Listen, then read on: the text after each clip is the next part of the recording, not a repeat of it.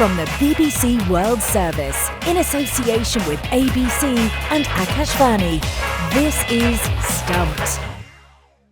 Hello, I'm Alison Mitchell in London and welcome to Stumped. With me from the ABC is Jim Maxwell, who's also still in London following the World Test Championship final, and Charu Sharma from Akashvani is in Baroda this week.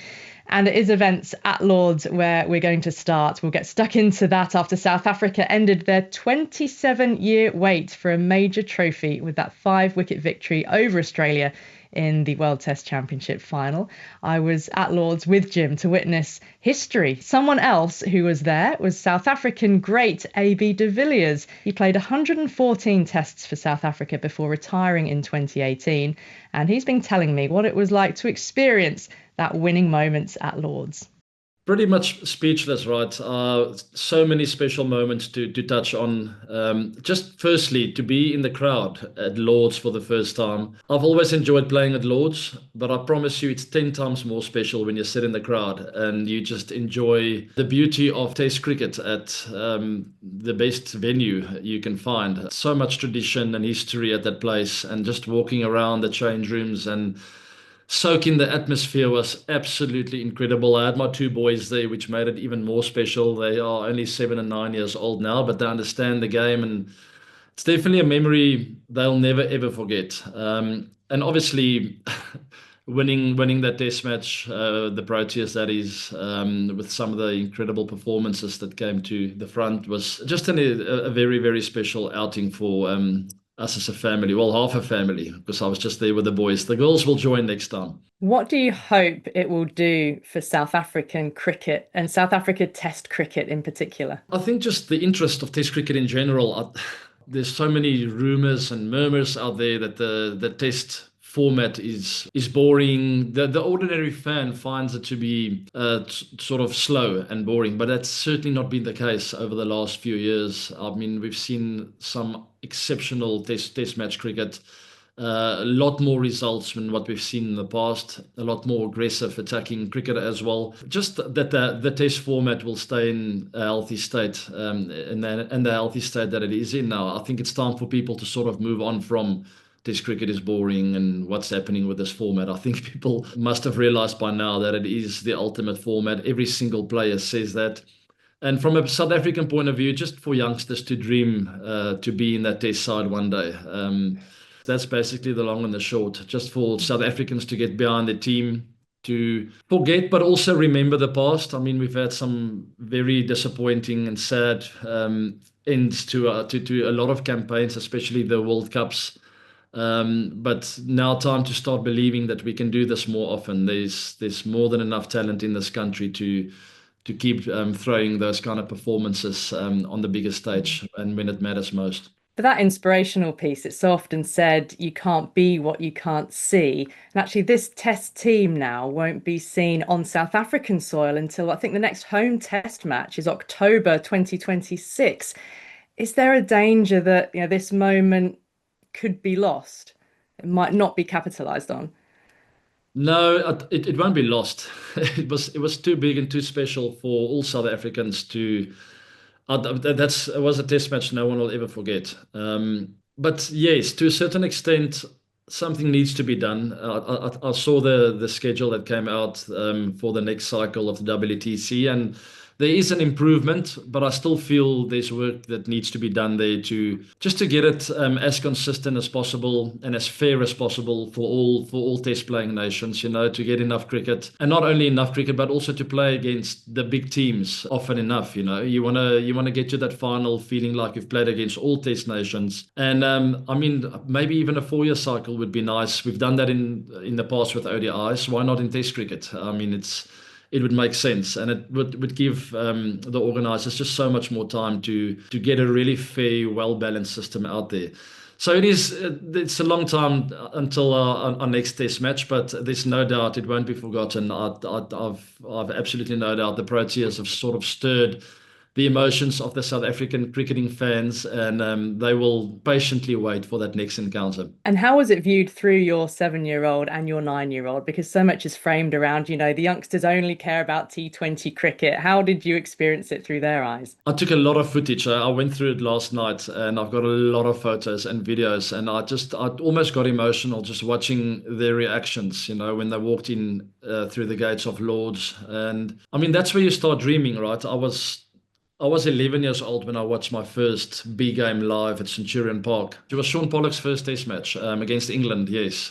John T. Rhodes was playing I bought a green cap with John T. on it that day. And I mean, I still remember that like yesterday. I watched John T. eat balls in the nets. So there's no doubt an outing like that has a huge impact on a youngster's life. Whether they go on to play cricket or sport or not, it doesn't matter. It's just that it's something that sort of just lights up where they go like, we can go for this. We can go for our dreams, and we can, we don't have to be scared. Look at these guys. Look at the outing. I think they just are incredibly inspired. And that's exactly what I wanted out of it.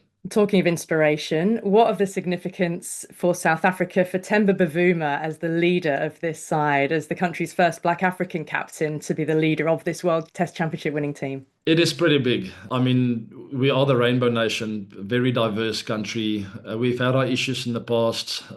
We've had politics involved at times when we didn't really need it to be involved. So for Temba as the first Black African captain for the Proteas, having taken a lot of criticism over the last few years from the South African public, purely because I think the general guy on the street just thought like, what, that's not the image I had in mind for my captain, and I think he was treated very unfairly in that first year or two. He was thrown into the deep end. But look at where he is now. I'm incredibly proud of him, the way he sort of stood tall. It would have been easy to cop out and just to say, listen, this is not for me. But he stuck to his guns. I think he's won 9 out of 10 test matches now with 1 draw. Against all the odds, no one really gave South Africa a chance going into the WTC cycle, never mind the final. But they proved that they had the right recipe. It was an incredible performance from Temba and the entire team. And AB, you lived through an era of so many, numerous disappointments in World Cups. Is that choker's tag gone forever now? I don't know, and I don't really care, to be honest. I thought Aiden Markram, I saw an interview of his where he answered it pretty well. He hit the nail on the head when he said it's not really something that we play for. When you're out there and then you're in a contest. Not having to answer it all the time, maybe that will help. There's a lot of questions always at every single ICC event where people ask you, are you going to choke? Are you scared of choking?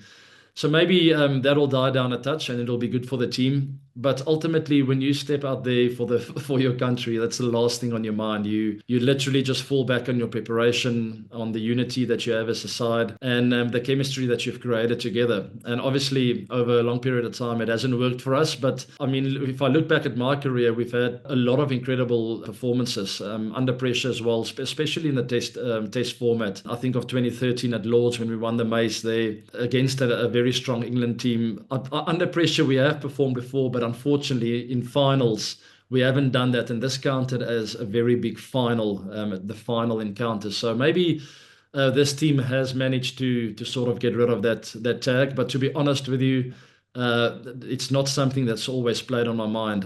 I have had to answer the question many times, but it was certainly not in my mind as a player, and definitely not something we strive towards as a team. We just wanted to play.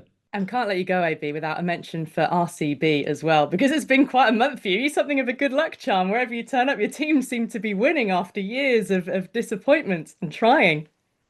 Gosh, I have chosen those sides over the years. But it's just happened to work out that way for me. And I think there are a lot of good sportsmen that go through a long, lengthy career without really lifting a lot of trophies, and it's not always a reflection of you as a person or as a player.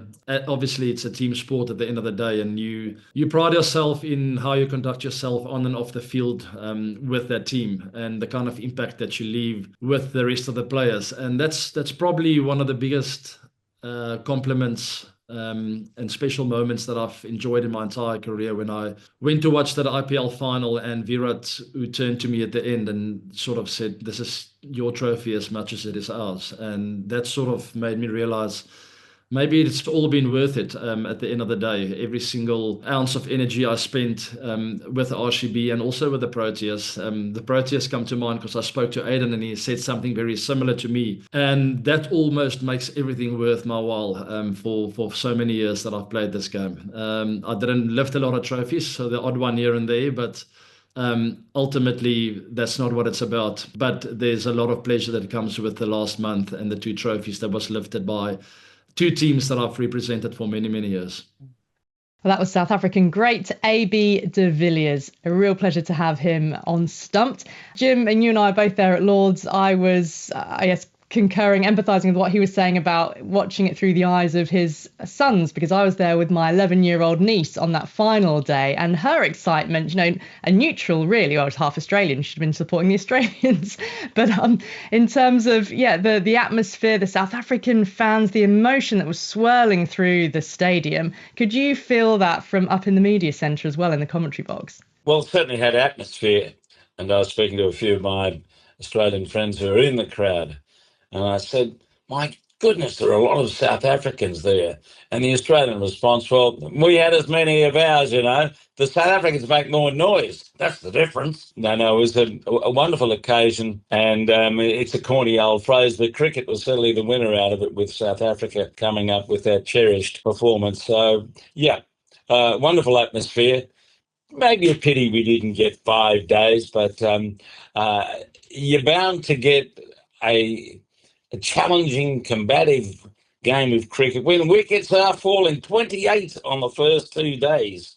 So we certainly got enough drama and tension and a contest. Yeah, and if you listen back to last week's show, watch it back on YouTube, you can hear Temba Bavuma and what he had to say leading into the World Test Championship final. Charu, can South Africa now cast away that choker's tag because they've gone and done it? Well, I think ABD did touch upon that, Alison, during your wonderful interview. And if I can just build on that, I don't think within the South African cricketers or the team, there was ever that feeling. It was more an external tag always, wasn't it? Picked up by the media and the rest of the fans. And they never, I'm sure, went into a match thinking, oh, are we going to choke again? That was certainly not in their minds. But yeah, I think, externally speaking, from the media angle, the fan angle, I do hope that whole chokers nonsense is now away. Yes, they've lost a few close matches in the past, but this is a massive victory.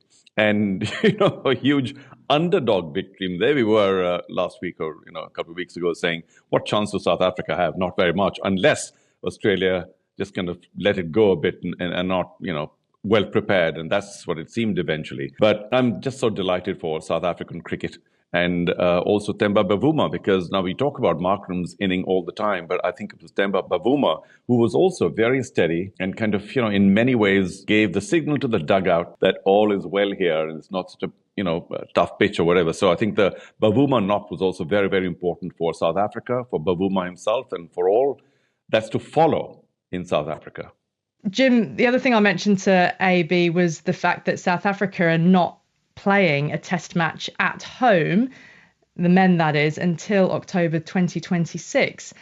I mean, yes, the players will be on parade. The trophy is being celebrated now. I'm sure as a match, as a moment, it won't be lost. But, when he talked about that interest in test cricket, the youngsters want to dream of, being in the test side. Well, they're not going to see a test match at home for a long time to keep that interest going. Well, they're not. And, I'm afraid to say that although we've had a magnificent final, the whole WTC thing is a bit of a debacle administratively. It doesn't work, even though we did have a great final. I think it's about time the ICC sorted the calendar year out better than they're doing at the moment. And, there's the sum of their important and powerful moving parts, which is essentially India, Australia and England. But they've got to do something about it, because this is a very lopsided league that's going for 2 years. Maybe it has to go for a little bit longer. I'm not sure, but it's not really working in the shake-up we get up towards the this point of the competition. So there's a bit to look at there, and South Africa have got to be part of it. I know they're doing apparently something with their grounds this summer, but yes, personally, I can't wait for Australia to play South Africa in October next year in South Africa.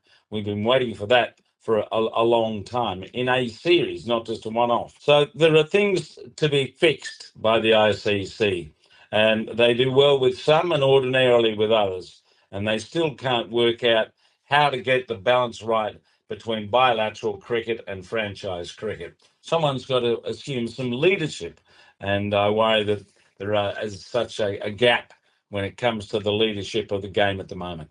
Charu, AB was suggesting a 4-year cycle for the World Test Championship in order for all teams to play everyone, but we've still got the issue that India and Pakistan don't play each other because of political reasons, so it's never going to be equal. No, everyone's trying to fix it, but is it really broke? I don't know. I do think at the apex level, at the summit level, the World Test Championship is making a difference. It's very visible.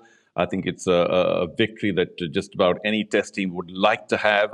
In this case, South Africa, what a magnificent win. But of course, there's so much more that needs to be done in terms of scheduling, in terms of weightage, I think, for different countries playing each other and all that noise about South Africa not really having serious opposition before they got to qualify for the World Test Championship. That was a bit of an anomaly, wasn't it? So there's a lot to solve. Will 4 years or 3 years solve that? Perhaps to an extent, because there's a possibility that many more teams may play against the other. And one thing that also could assist test matches to grow in other centers is perhaps I know it's an old one, but perhaps a plate championship or some such thing to give the other nations something to look forward to as well. Because when are the lesser nations ever going to play a World Test Championship, leave alone win it? So there's something else that could be done for them to keep encouraging them to at least go for some trophy or the other. Many things that still need to be done. But I suppose we'll just have to be patient and hope that the ICC is going to be happy with the success of the WTC Championship and therefore keep doing more to make it more relevant. Well, that's all we've got time for on this week's Stumped. My thanks to Jim Maxwell, Charu Sharma, and to all of you for listening. And we'll speak to you again next week. Until then, bye for now.